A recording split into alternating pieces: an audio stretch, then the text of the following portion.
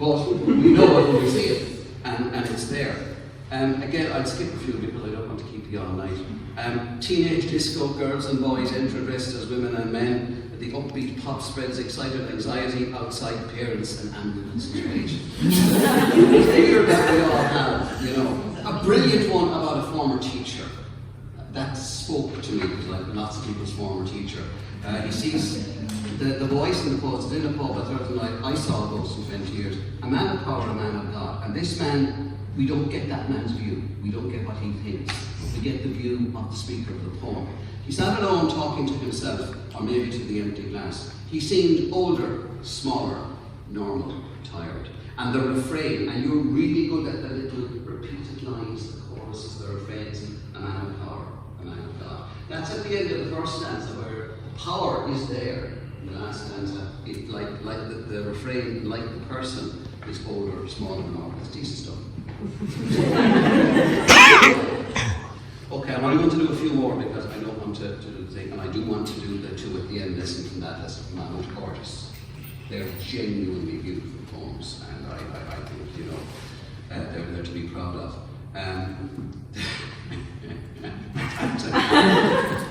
The referendum, that was superb. And that's just, it nails it. It looks at the start to be speaking truisms, and it kind of isn't.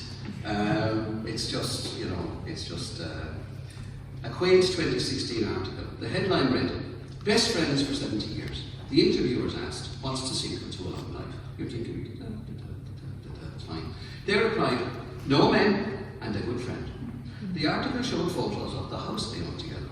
It was cheaper that way, and a picture of their room with twin beds and marks on the floorboards. Brilliant. That is just brilliant.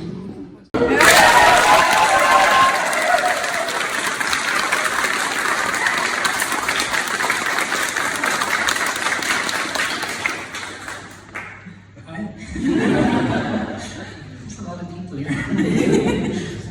It's a work night, thank you.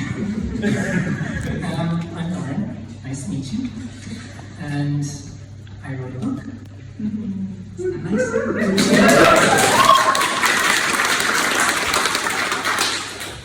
I don't usually read off things.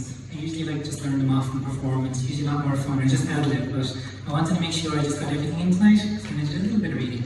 Maybe a few poems at that, a good measure. Just to start us off, I suppose, to say a very quick thank you to Tommy and Tom for your lovely words at the beginning. Good old back in the NIC Writer Society. Hasn't died out yet. Thank you to Eugene so much for that wonderful, wonderful launch. I was laughing as much, I think, as anyone else. I spent a lovely 9.5 years in the English department. Happy years. Very happy years with Eugene and John, and it is just the most wonderful department with the most wonderful, kind, caring people who are very passionate and very student focused, and I think it shows through Eugene's words. So thank you very much.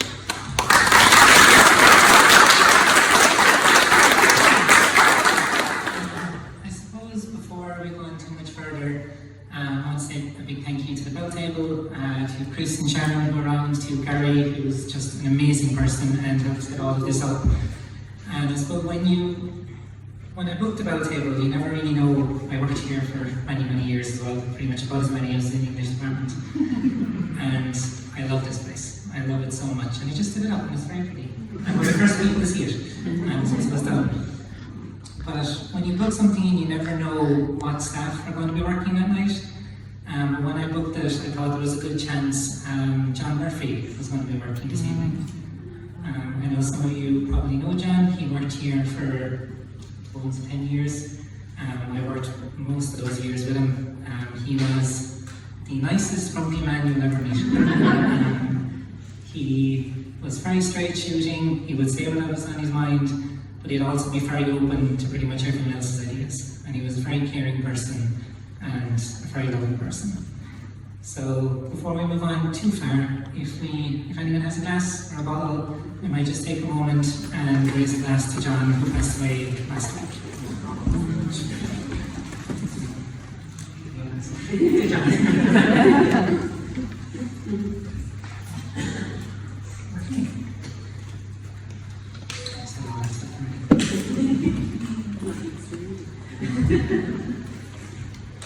Okay, so I suppose I don't want tonight to be all thank yous, but it's also really hard to come in here with all of these people here and seeing so many wonderful friendly faces from all parts of Limerick and from all different places, and not just feel grateful, and not just feel happy, and not just feel like, you know, so many people who went on this journey, which this book is, some of these poems are 10 years old, and it feels really nice. It feels really good to be here right now. So it's not going to be all thank yous, but I do have some thank yous to go through. I suppose firstly to Dominic, is over there, right? Hey Dominic. Dominic's supporting it. To Dominic, to Tommy, to Katrin, to everyone at Revival Press, Limerick Arts Centre, for being just wonderful supporters of Limerick Arts and for helping make this book a reality. To Keelan Frost, who took a photo of this lovely cover. It's very nice.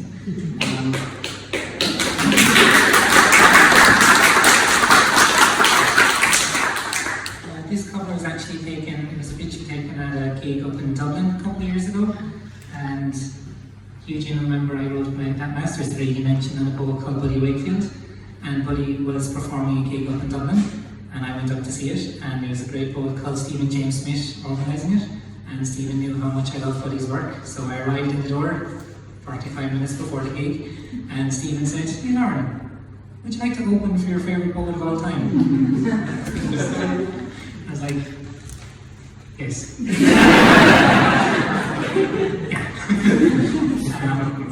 it was terrifying and amazing. And I got this really cool photo of it, which is kind of nice to link it all back in.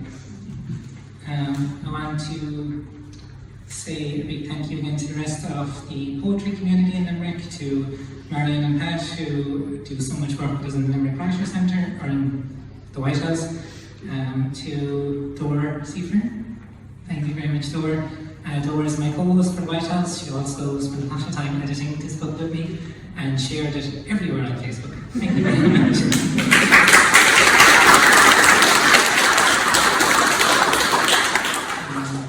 I want to thank William Cuman, who couldn't make it here tonight. He's stuck up in Belfast. But he also did a load of work editing the book and was really, really supportive throughout. To Will, I think I saw Ray somewhere down the back there. To all the TLC community, some of whom are here tonight, which is a wonderful community we built from nothing 3 years ago to over 100 members now, and it's really wonderful to see some of you out here tonight too. Thank you for coming. Spoken word poetry is mad. It's just a bit of a wild thing. I was writing poetry since I was 5, and then I went to college and I started acting, and then I saw this thing on YouTube. It was like spoken word poetry, and I was like, I'll try that sounds great. So, so I wrote a poem, and I decided the best place, having never performed before, to give it a go would be Limerick's Got Talent, the competition. So I applied for Limerick's Got Talent, went along to the semi-finals, and immediately got knocked out. But then, the end of the night came and they decided to put me through as the wild card for the finals. Very exciting. So, after practically never performing before, I ended up in the finals of Limerick's Got Talent in the Limetree Theatre in front of 500 people, televised. I went along, I actually properly learned off the fucking poem this night. Went up, performed my piece, the judges decided they liked it, it was all good, and at the end of the night they announced I had won the variety act overall for the competition. Very proud of myself, walked up, looked at all the singers and dancers and realised I was the only variety act.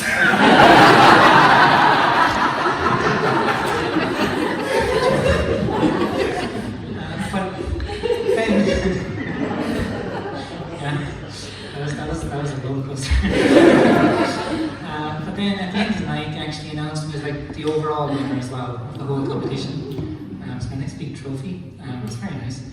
And then that just spiraled into this weird, wonderful like side career that has half taken over my life, and I love it. between slam competitions and travelling for festivals and book. It's funny when you think of like these pivotal moments in your life, and you think, I remember signing up for the Musical Talent and I was late to the sign up, and they let me in anyway. And it's funny how life works out sometimes, and all the wonderful people you met because of something silly and small happening. Right, got some poems. And then maybe we'll do some poems. I'll finish the wine that Ken very kindly left us. This cake would have been a lot better if you'd had the wine first. And then I will happily sign some books, which I've always wanted to say. I must say, before I sign the books, I can sometimes be very bad at names. I think I forgot to sign people's names for some of the ones I did already. So if you want to come up, even if you've known me for years, just be like, hey Lauren, I'm whatever. But just in case, like, Ashley, we've known each other for a while. So like, if you want to book signing, just come up and be like, hi Lauren, I'm Ashley. Okay? Just in case. But we'll do some poems, because, we have a book. So yeah, do some. Sweat drips down your skin. You know you can't win, heart beating out your chest. The worst has not come yet as the time draws near, and you realize your worst fear, did it? It's here. It's time to meet their parents. Yeah, you know that feeling too. It's a scary rite of passage every couple must go through, where the girl meets the mother who will love her more than she ever will, and the guy meets the dad, and let's be honest, he kinda wants to kill. So you better be the perfect person for their baby. 3 degrees, a great job, all your hair, no maybes. Catholic, but not too Catholic, you see. And a manager position and a 6-figure salary at 23. But you see, I thought all of this would be okay for me, because when I was young, there was nothing more I wanted to be than a doctor. Yeah, a doctor.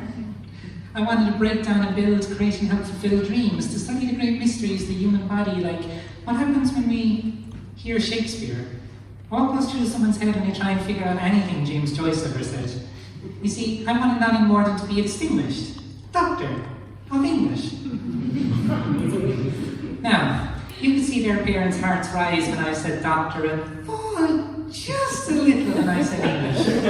But hey, the study of literature is important too. Like, you've got drama and prose and poetry, and actually, I keep having this reoccurring dream, right? Where I'm out for a bite to eat and man begins choking, too many bread rolls between his cheeks, and someone screams, "We need a doctor!" And I scream, "I'm a doctor, everything will be alright." I run over, I grab his hand, and I say, "Do not go gentle." Old age, the brave and burn the clothes of pain. Everyone is, of course, okay. Now, personally, my meeting with their parents went well, and eventually, I could tell that they accepted the prestige of my English degrees. And I told them honestly, literally, that there's big money and steady career options in reading, writing, poetry. Well, in fact, I hope they didn't take me too seriously. Thank you.